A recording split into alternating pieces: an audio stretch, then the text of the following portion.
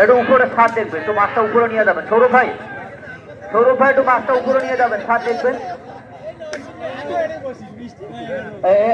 শুক্র স্যার কই গেল স্যার? সৌরভ ভাই ভাই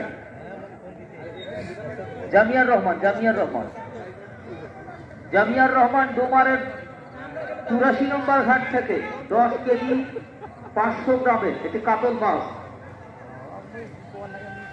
10 কেজি 500। একটু মাছটা উপরে নিয়ে যাবেন ভাই, মাছটা উপরে ছাড়ি। কিন্তু আমাদের কমিশনার স্যার এসছেন,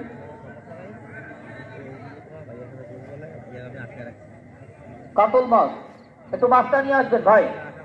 আমরা সমস্ত শিকারীদের মনোযোগ প্রত্যাশা করছি। আমরা যে ঘোষণা দিয়েছিলাম বারবার যে 10 কেজি থেকে শুরু করে 24 কেজি ওজনের মাছ অবমুক্ত করা হয়েছে। আমরা